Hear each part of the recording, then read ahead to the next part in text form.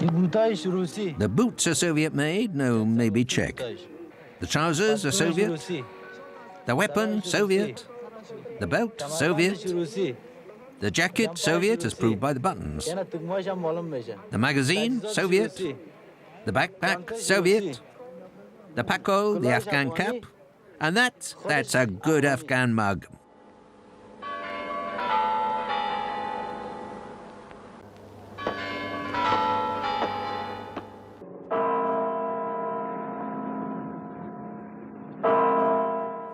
This is Radio Moscow World Service.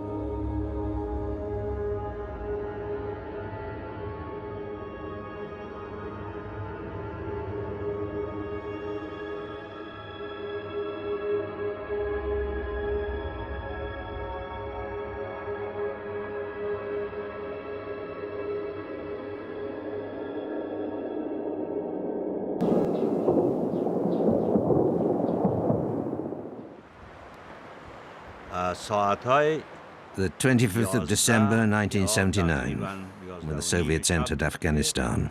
It was 2300 hours, 11:30, when we suddenly heard the infernal din of tanks and planes. We got up and went outside. We saw thousands of tanks coming into Afghanistan by the North Road. That went on for days and days. From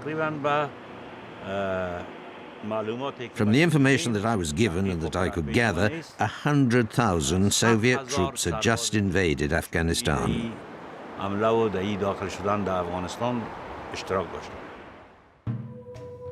The Soviet intervention was not just by chance.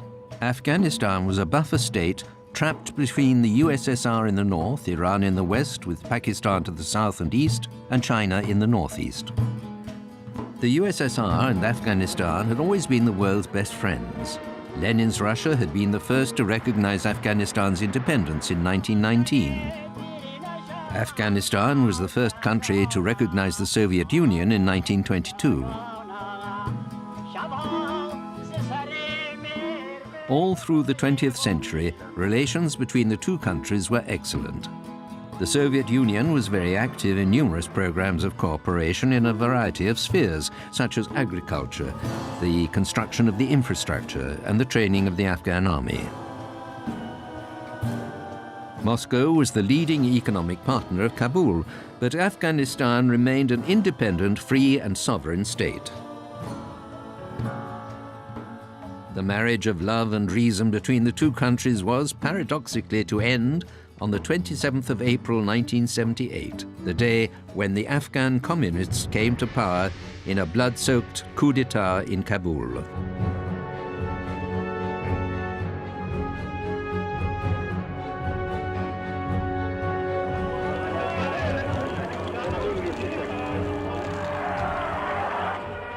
From the start, Brezhnev opposed the armed intervention in Afghanistan. He was not against the idea of sending aid, including in the form of military advisors. Afghanistan was plunged into a bloody civil war and chaos ensued. It was unclear how the crisis in the heart of the Communist Party in power might be resolved. Between March 1979 and December 1979, when the Soviet Union does invade, several things change. One is that the tensions within the ruling party become much worse. Not only are many of the Parcham members being increasingly sidelined, but even the two ruling Houthi leaders, Nur Muhammad Taraki and Hafizullah Amin, are increasingly at odds with each other. Several things would change Brezhnev's opinion. The decline in peacefulness. Le déclin de la détente. Peace was rather his baby. Détente, c'est un peu son bébé. From the American perspective, the Soviet Union is also using this kind of period of détente to expand its influence in the Third World. 1975, of course, we have the downfall of South Vietnam and the reunification of Vietnam as a communist state. And Afghanistan then seems to fit into this pattern. I think the problem for Brezhnev personally, and the reason he becomes so amenable to the idea of removing Amin, is that his embrace of Taraki was very public, right? He made a point of saying, "Don't worry, you'll be okay. We'll support you." When he visits Moscow in 1979, he sees him off at the airport. Taraki goes back, and then he's arrested and killed. And so then Brezhnev also sees this not just as a political insult to the Soviet Union, but as a personal insult to himself. Comrade Amin having killed his rival Taraki, Brezhnev's friend, he undertook new revolutionary reforms that took no account of ancestral culture and which were misunderstood by the populace. Amin, far from Brezhnev's doctrine, didn't listen to Moscow and provoked the Soviet authorities by installing a dictatorship in Afghanistan that oppressed the people. Within the Afghan army, many of the military deserted and joined the resistance. In the Soviet kind of mindset of the fall of 1979, where they're worried about the United States taking advantage of the situation in Afghanistan, it almost seems like Amin is deliberately destabilizing the country and deliberately destabilizing the leadership. On top of that, they're receiving some signals that Amin had met with Americans. And of course, there's the fact that Amin had studied in the United States, right? So suddenly these kind of aspects of his biography and his behavior, which on their own would not even be that suspicious, start to come together and start to kind of point to the idea that Amin might be working with the CIA.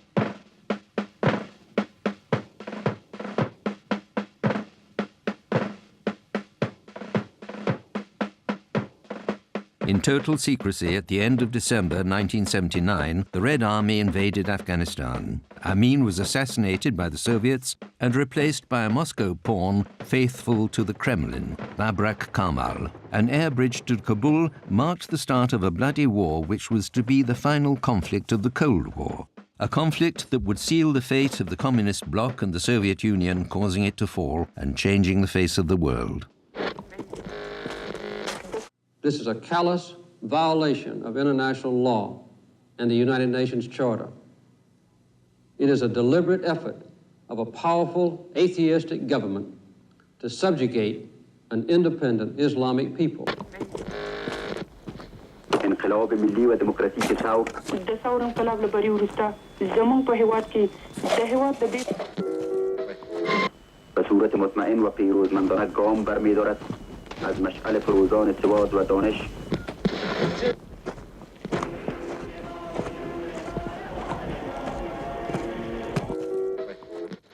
Au moment de la réunion, At the time of the meeting between Brezhnev and his closest advisors, when they finally decided to intervene in Afghanistan, the document we now have to hand, and which is the only written document we have, this document is called Document Concerning the Situation in A, and the letter A is in quotation marks. et on met la lettre A entre guillemets. So it was a sort of climate of secrecy, conspiratorial, and even some of the Politburo were not told immediately and wouldn't learn about it until early 1980. So what could you say to the Soviet people who would learn from the press that a limited contingent, at the request of the Afghan government, has been sent to help them in a rather difficult context to re-establish order? But this contingent would not stay long, and anyway it was for a friendly country, and we are there to help them as we have already done for years, etc., etc. When they sent me to Afghanistan the first time, the only question I asked myself was how long I would be staying there. For life in the Soviet Union was peaceful, whatever they say about it. And there I suddenly found myself in a completely different situation. I found myself at war. Of course, it was unexpected for everybody. The objective was clear, but they should have decided from the start how long it would take to achieve it and be able to withdraw. The Soviets had wanted to get out of Afghanistan almost from the moment that they went in. right? So they were there from 1979 to 1989, but they had never intended to be there for 10 years. And they were looking for a way out very early on. So already in 1980, When they decided this, they made a mistake. They didn't talk about the duration of the occupation. How long would our troops stay there? A month? A year? 2 years? 3 years? In my opinion, that was very important, as the events that followed proved. This intervention, the deployment of troops, was warmly welcomed by the Americans because they wanted it. They wanted the Soviet Union to intervene militarily somewhere or other. And there was Afghanistan.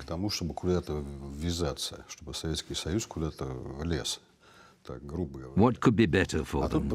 They were well pleased, because it was very clear that the United States and other Western countries did all they could so that the Soviet Union would go to war to weaken the country economically, militarily, and politically.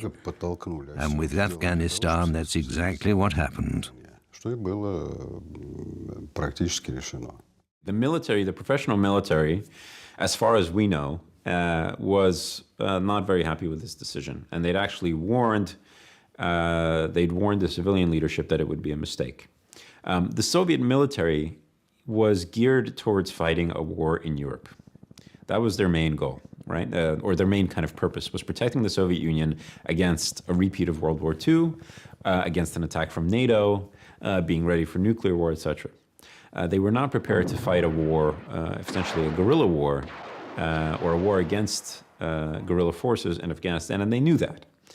They knew that this was not what they'd been training for, but not what they were kind of prepared for. And of course, they understood that professionally, if the war did not go well, they would be the ones who would be held responsible and who would.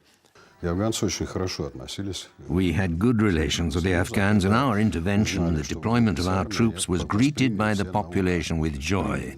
They welcomed us, but then immediately began the so-called resistance. I stress the word so-called because at once they started to receive lots of money from Pakistan. It was clear that it was the Americans who, through Pakistan, were giving money to the Mujahideen. That was fine for them. Making war, they were used to it all their lives. They were always at war with someone.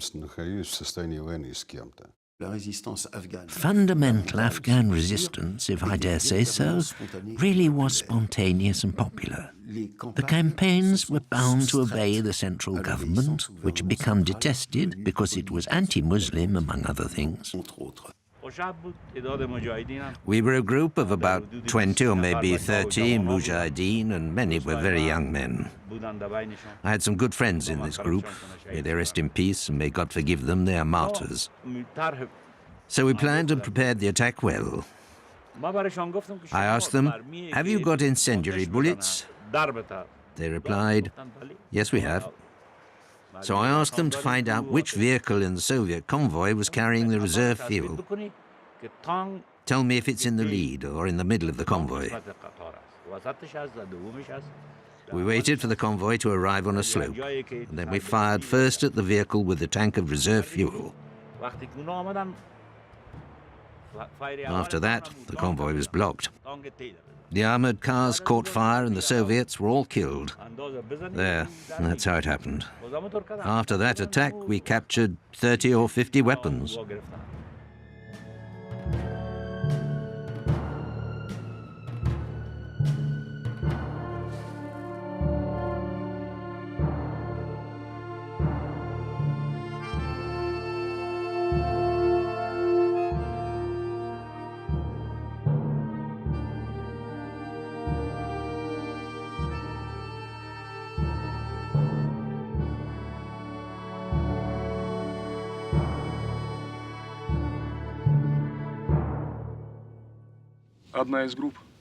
One of our groups was caught in an ambush.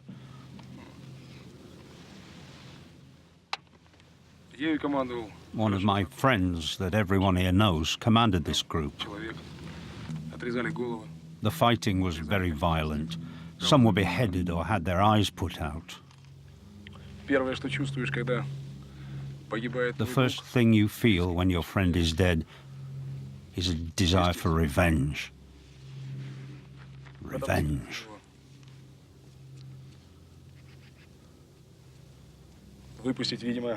I thought about the magazine in my weapon, and I wanted to empty it into my enemies. Wanting revenge overrides everything else. The Soviet reaction was what you might call a sort of genocide by deportation. Push all the regions situated between the circular route connecting the Afghan towns between them and the Pakistan or Iranian frontiers. So push all these people from the main frontier towards the exterior, like the Soviet strategy used in Central Asia in the 1920s and early 1930s, namely surround, isolate, crush. That put about 3 million Afghans into the hands of the Pakistanis and 2 million Afghans into the hands of the Iranians. That left both Pakistanis and Iranians to play their own cards with their own preferences as to who would become a general Afghan resistance fighter.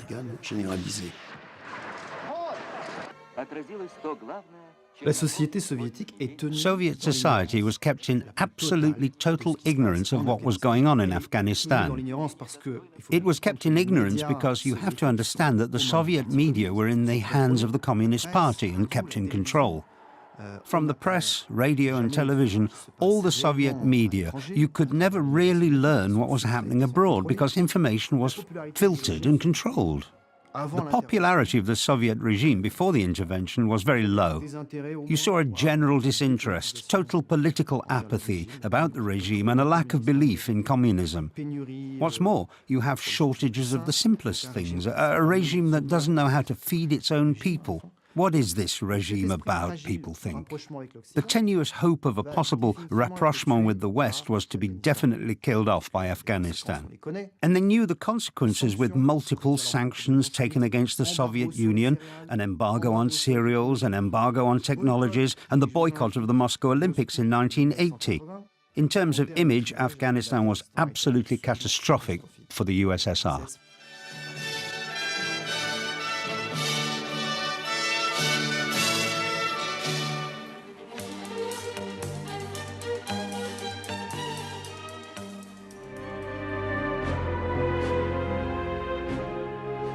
Puis on arrive à la mort de Brejnev. Then we come to the death of Brezhnev. Plusieurs jours. The funeral continued for several days, and on the television we'd see this coffin on the Red Square. And I remember this absolutely soporific spectacle with these old fossils carrying the coffin, the leaders of the Politburo who were over 70 years old. The deplorable spectacle of this cortege, of this funeral, is the image of a regime at its last gasp. The Soviet Union is in its death throes, and the old guard in power chose an old sick man to succeed Brezhnev, Yuri Andropov. Yuri Andropov? Yuri Andropov. We knew him as a man of the KGB. Le KGB, ce sont les services secrets russes, la police. He headed the KGB, the Russian secret service, and political police force, a double function from 1967 to 1982. Une période d'âge d'or au KGB. He was the incarnation of the golden age of the KGB, with its major operations that were launched abroad under Andropov in Latin America and Africa. It was also the time when dissidents were arrested and confined to psychiatric hospitals and a period of great repression. So Andropov had the problem of engaging in dialogue with the United States.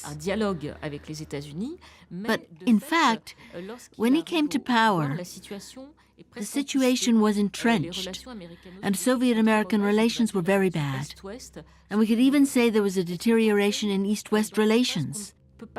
They had arrived at a phase that you couldn't speak of as a Cold War, but you might call it a chilly war, because there wasn't the intensity of a real Cold War, but there was clearly a degradation in East-West relations that didn't date from his accession to power, but went further back, because the degradation in relations began in the second half of the 1970s.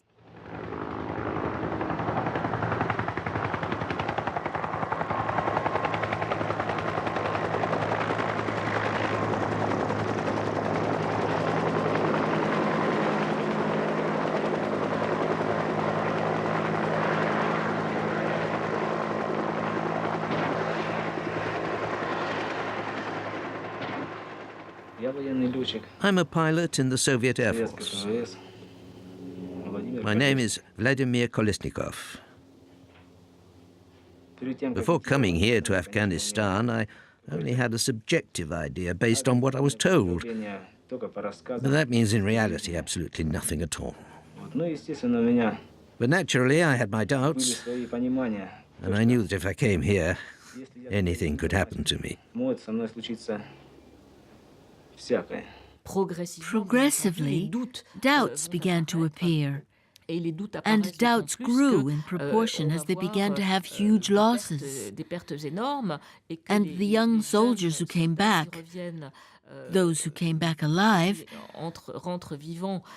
talked and began to tell about the atrocities they'd suffered or that they had inflicted, because both sides were violent, and all that began to attract criticism. My mission today was to seek out caravans and targets to strike. I think that the only people who could understand how I feel and what we experience here are those who were in the Vietnam War. They lived through the same thing and were exposed to the same dangers as we are. In all countries, in all societies, people look out for themselves, their own daily problems. And in the Soviet Union, people don't know all that happens here in Afghanistan. But when we go back, there are people who will be asking questions. They'll ask us questions, but I know now that they won't understand anything about our life here, because this is really a dirty war. The famous zinc coffins, according to the terrible expression that refers to the fact that the dead were transported back in sealed coffins and their families felt deprived of mourning. And they obviously suffered even more because they imagined the worst. All that would lead to a degradation of the image of this war that was not at all lawful, that raised questions and much anger in the Soviet population, who began to realize that they had been lied to, who finally realized that the army had never been welcome in Afghanistan. And all that would give rise to more and more incomprehension about a war that the people perceived as not being in the least bit lawful.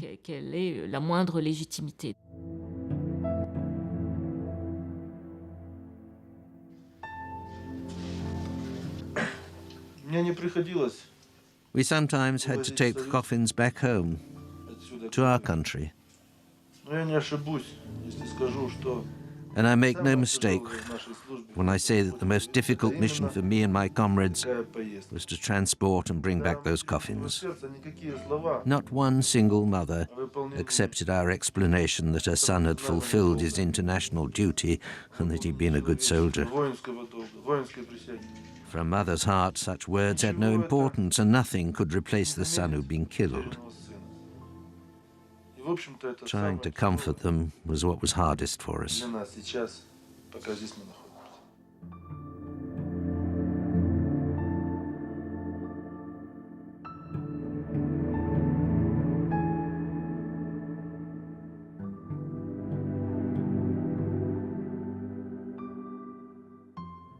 Par le biais de cette Because of these famous zinc coffins, there came about the civil opinion, civil society's opinion, the soldiers' mothers, that finally came to embody a form of rejection of this war in Afghanistan. While Russian society rejected this war, the Soviet intervention in Afghanistan was a godsend for the United States, who were thus able to justify their international policy. In 1983, you had Reagan coming to power, and that was the year of the famous Evil Empire speech.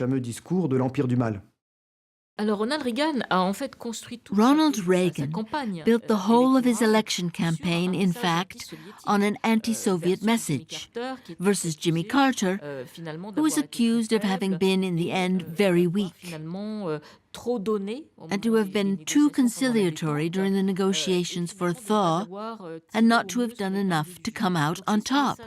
So it was Reagan's very strong message that he developed between 1981 and 1983. And the theme of the evil empire was a way of justifying his choice and his declarations during the election period.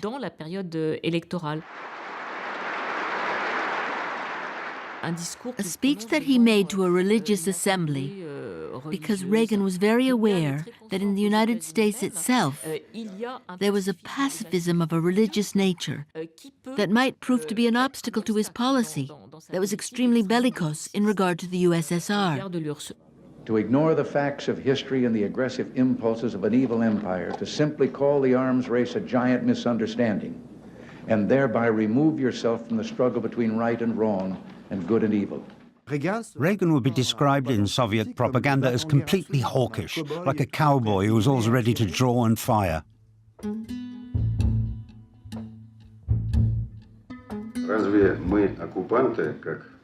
Are we occupants, as they say in the United States, in the West?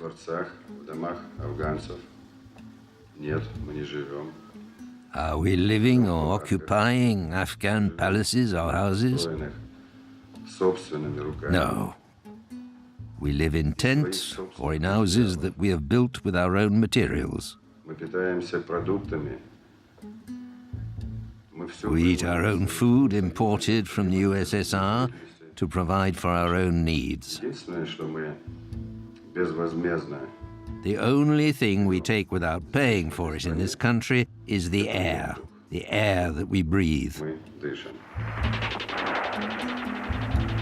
You know, as in Vietnam, the Soviets were hoping, the Americans Vietnam were always hoping that it would be the South Vietnamese who would deal with the communist insurgency, and that the Americans would just be there in a supporting role, carrying out some operations, but mostly focusing on training and intelligence, etc.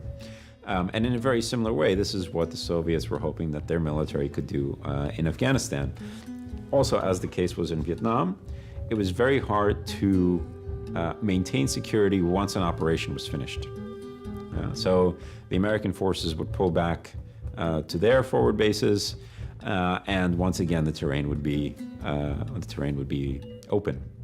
And of course, both shared a kind of, let's say, materialist idea of what it would take to win the majority of the population over to their own side. I mean, the Soviets also thought, okay, we need to do economic development, we need to provide aid, we need to provide, food and medicine and all of these things, and that will make people more amenable to the communist government in Afghanistan. And so they spent a lot of resources on this, but of course, in the end, that wasn't enough. And for Andropov, who was very ill at that time, it was the proof of his worst fears. And we were to see a coincidence of several events that were to augment Andropov's thesis that the United States wanted to provoke a war.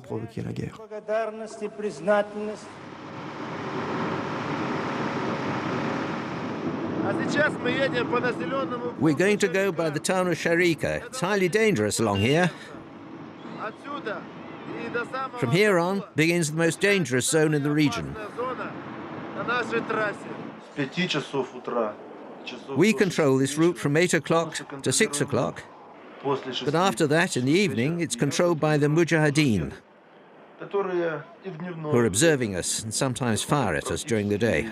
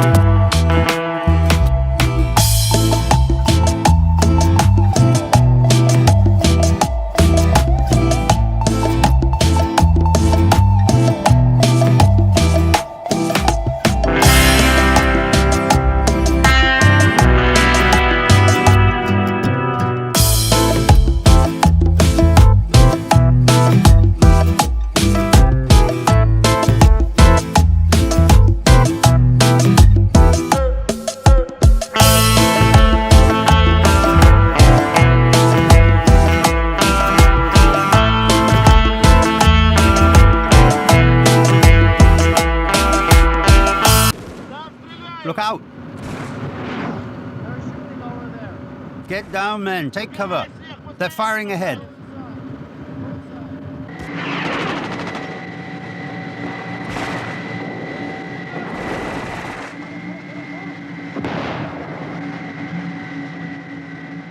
Oh, a rocket landed right in front of our tank. Congratulations, comrade capitalists. If the Mujahideen aimed your weapons a bit better, nobody would ever see your film.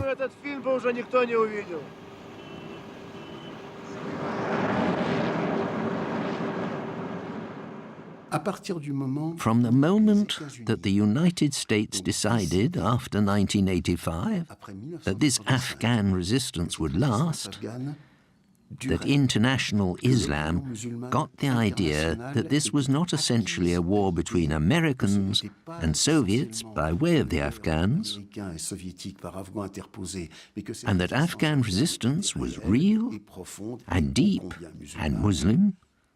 That was the moment when the Americans felt, with the Reagan administration, that they had the necessary political cover with their Pakistani allies to bring anti-aircraft weapons for the resistance groups. But the Americans didn't bring aid to those they should have. While some groups of resistance fighters declared the jihad, holy war, to regain freedom and chase the Soviet army out of their country, other extremist groups took advantage of the situation. They allied themselves with the Pakistani Secret Service to dupe the Americans. That way, the greater part of the arms and munitions fell into the hands of the radical fundamentalist groups, starting with a group led by a certain Bin Laden.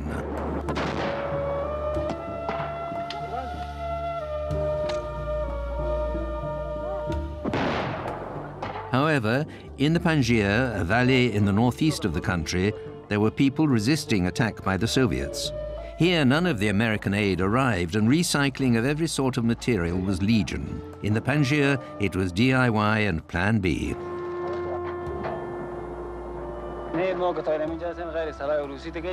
Here, in the valley of the Panjshir, we have nothing other than Soviet arms captured from the enemy and salvaged.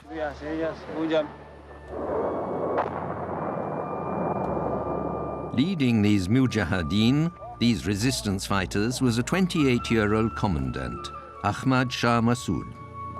Massoud, a Tajik, was ignored by the Americans, but all the same he would do the impossible, hold fast and resist the Red Army, even though it was reputed to be the most powerful in the world. I say quite clearly that we have no direct or indirect relations with the Americans. And at the last attack, no country came to my aid. The articles that appeared in the United States were not true. Full of lies, they were not true. His charm, his natural charisma, and his military exploits against the Soviets were to make him a symbol of Afghan resistance. They respected the chief, they loved the man. But in the valley, apart from his talents as a strategist and combatant, he was above all known for having put in place, in the Panjshir, structures for a state system based on respect for Islam. Ahmad Shah Massoud was young, tall, handsome with fine features. He was very charismatic, spoke well and clearly. He had a great influence on the men. He was very kind. He was an exceptional figure in the history of Afghanistan. He was popular. He didn't stand out in a crowd. It was as if he was camouflaged among the people. He was with the people. No different. About his military actions, there's no doubt that he was a real strategist, and he had a military ethos and exceptional talent. But his human values were much more in evidence. You have to stress that. He was a great humanist. As I often said, he was the most peaceful man I ever knew, but who found himself in the worst of circumstances, war. And even while Afghanistan was at war with the Soviets, he thought in the long term. He thought about schools. He considered their future constructions. He had prepared places where children could already study. Massoud, my thoughts about him were very positive. He was very intelligent, cultivated, never making an unconsidered decision. He always kept his word, however difficult that might be, and at the same time, he was someone who really did a great deal for his people. While Massoud fought the Red Army, Soviet life in Moscow passed slowly by under the gaze of Lenin, until the day when the old Chernenko, who had succeeded Andropov, died. This is March 1985, and a young man has succeeded him, a new Soviet leader who will shape destiny in Afghanistan and the USSR. This time, the hour had come for Mikhail Gorbachev, the heir apparent to Andropov. He was promoted to the post of General Secretary of the Communist Party of the Soviet Union, and so would be the last General Secretary.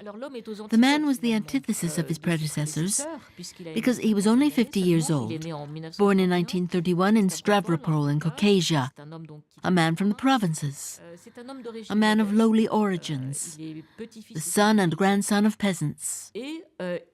And he would prove to be a very good authority on agricultural questions. It was his specialty, his trademark. And that is why he was called to Moscow to join the Politburo as early as 1980. Le bureau politique dès 1980. Donc une carrière assez rapide. So, his rise had been rapid, due to his charisma, and also because he was somewhat at ease with himself. C'est quelqu'un qui a une aisance. He talked without notes. Il s'exprime sans notes. He could improvise, and for that, in the eyes of the Soviet population, who saw how he was, that was a novelty. They saw how he appeared before the populace, and that was a new thing, because his predecessors had very little direct contact with the people. Gorbachev visited factories. He talked to people. He took the floor. They saw that he was closely interested in Soviet daily life and its citizens, so all the signals indicated that they were in for a new era. Une nouvelle ère.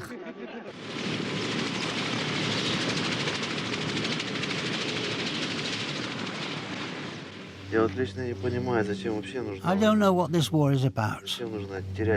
Why does there have to be millions of deaths? In the name of what, all that? Why are we fighting?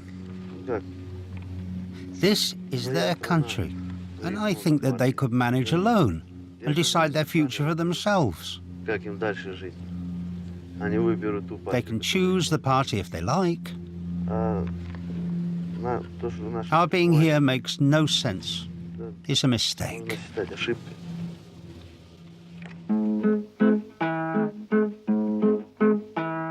Светит луна глазом волчьим, нам мусульманский Восток, пьем пакистанскую молча, молча подводим итог. Ветровой в степи унылой и протухшая вода. Эх, Афган, я тебя до могилы не забуду никогда. Эх, Афган, я тебя до могилы не забуду никогда. L'année 1985. 1985 was the most atrocious year of the whole Soviet war, because Gorbachev came to power and the generals wanted to persuade him that we could win. But that meant pulling out all the stops before the resistance fighters got American anti-aircraft weapons. So 1985 was a summer of drubbing. Tens of thousands of peasants with their livestock were massacred. Then, as soon as anti-aircraft weapons made their appearance in the resistance, it was enough that, statistically, a Soviet plane or helicopter per day was shot down. No Soviet pilot wanted to be part of that statistic. The result? When I say night and day, it's that we crossed the desert by night up until 1985. After 1986, we travelled by day, and the Soviet air transports no longer flew by night because they were so afraid of being shot down. As soon as the occupying forces on the ground lost their air cover, Soviet occupation was doomed. When Gorbachev came to power and perestroika started, he understood, or more exactly, I think someone whispered in his ear, that 6 years in Afghanistan was far too much for our troops. 6 лет пребывания войск в Афганистане – это много очень. Much money was spent too. Material, financial, moral, and human resources were wasted. It wasn't good for us or our country. Moreover, at that time, we often heard it said, including in the Soviet Union, that after 6 years, we still could not claim a single victory in Afghanistan. Afghanistan was a thorn in Gorbachev's foot because it was a war that they called the Russian Vietnam. It was a war with considerable losses to the Soviet Union and for which the population suffered. There was also the problem of foreign policy. While Gorbachev finally failed to settle this question, the West judged him as usual, saying that while the affair continued unsettled, while the war was not over, the Soviet Union was still continuing as of old. So he had absolutely to show that he had changed his policy and that the USSR was moving into a new era. So it was essential for him to sort this out. Nothing was going to be easy because the Americans were extremely reserved, not knowing how they should react. But confidence was progressively established. That was because Gorbachev would make plenty of concessions. He was the one to make the most. И проведя консультации с правительством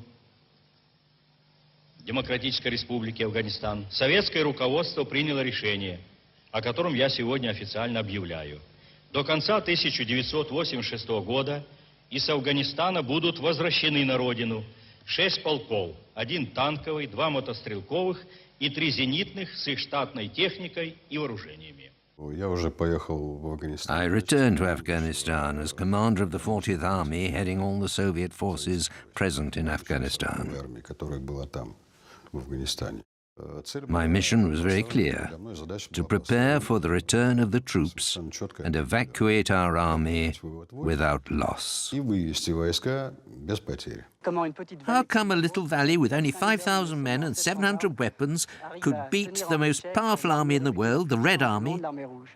It's thanks to the structure of the valley, with its mountains and rivers.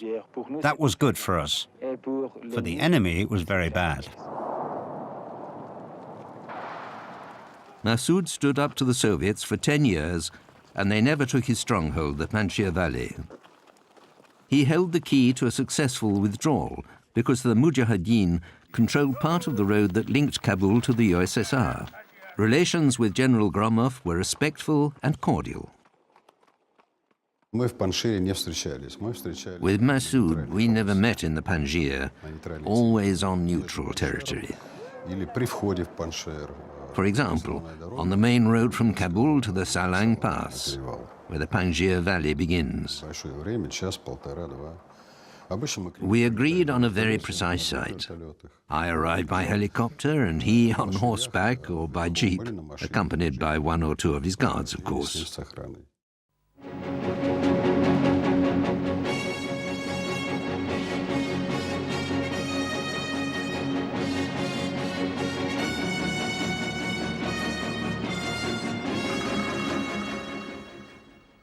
Добрый вечер. Здравствуйте, товарищи. Заявление советского правительства.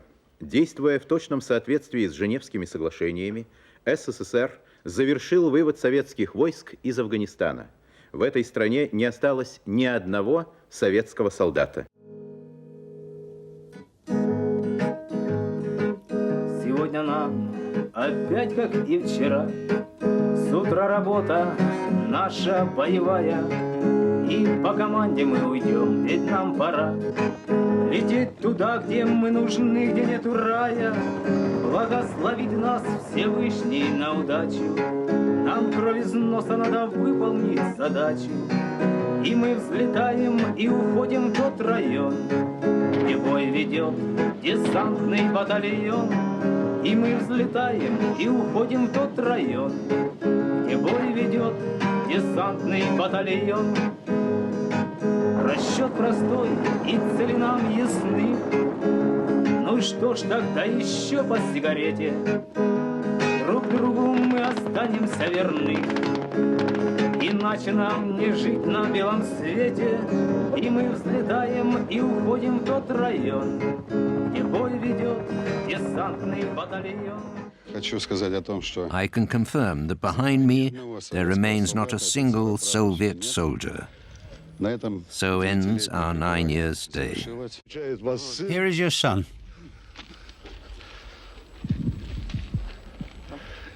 И тысячи людей сейчас ждут в Термезе наших воинов.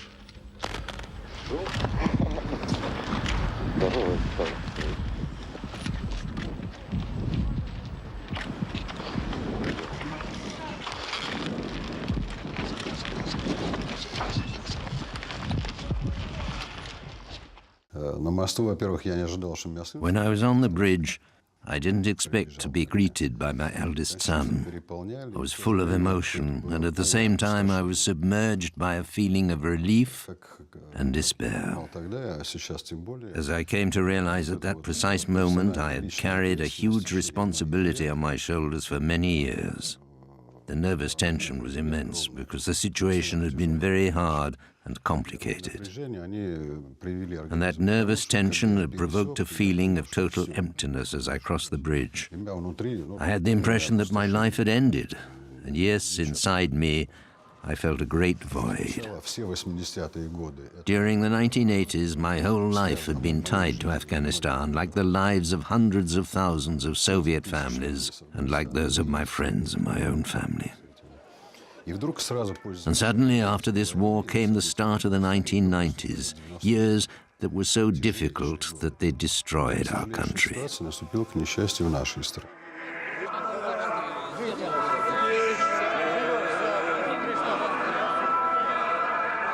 Вы! Убери руки, шакал! Тихо, тихо! Убери руки, я тебе сказал! Убери сигарету!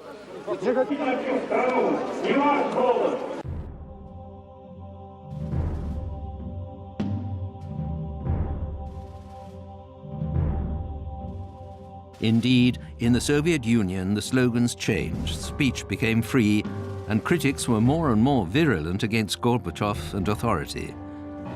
People called for him to resign and wanted real change.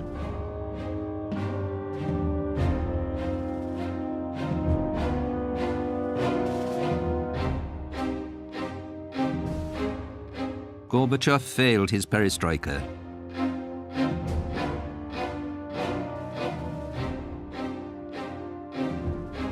The economic crisis hit the country hard, Shops were still as empty, and the population no longer believed either in Gorbachev or the bright future of communism.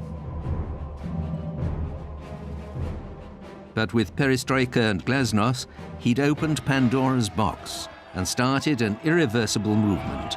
History was in full swing. 9 months after the withdrawal of Soviet troops from Afghanistan, the 9th of November 1989, the Berlin Wall fell. Freedom triumphed. And even in Moscow, they toppled the statues, starting with Dzerzhinsky, the founder of the Cheka, the ancestor of the KGB. Discontent grew and became more and more pointed against authority, and one after another, the republics claimed independence. The days of communism and the Soviet Union were numbered.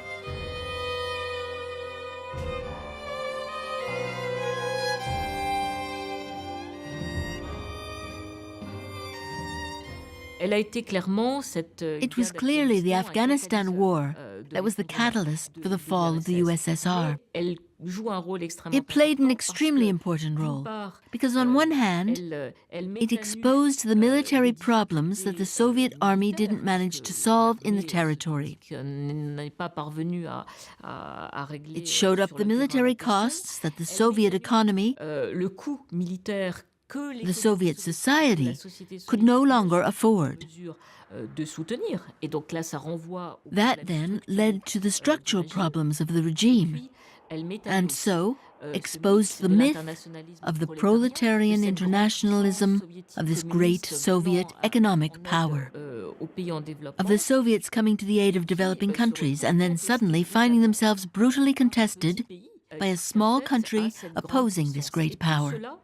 Obviously, that led to the USSR profoundly questioning its identity, its capacity for development, and its capacity to face up to the United States. So there were many, many very painful things for the USSR to be played out with regards to Afghanistan. What was called the Soviet invasion of Afghanistan, or the Afghanistan War, and that Moscow obstinately always referred to as sending a limited contingent to aid a brother country, ended in February 1989 to the great relief of the Afghan and Soviet populations. Both of them multi-ethnic and multicultural. The Soviet invasion, or sending a limited contingent as the Russians called it, was the final conflict of the Cold War. A conflict with a heavy toll. Between 1,200,000 and 2 million dead on the Afghan side, 20,000 dead on the Soviet side, and millions of wounded, maimed for life victims of anti-personnel mines. The torments of war also displaced 10 million Afghans and led to more than 6 million refugees in Pakistan and Iran. A war that was to change the face of the world because while Afghanistan was a totally destroyed country, it would tip into a civil war just as bloody and dramatic, with later the emergence of the Taliban and the new international terrorism. And it's not by chance that this land has been called since the dawn of time the graveyard of empires. Afghanistan was the grave of the USSR, a Soviet Union that ceased to exist 2.5 years after the withdrawal of its troops in December 1991.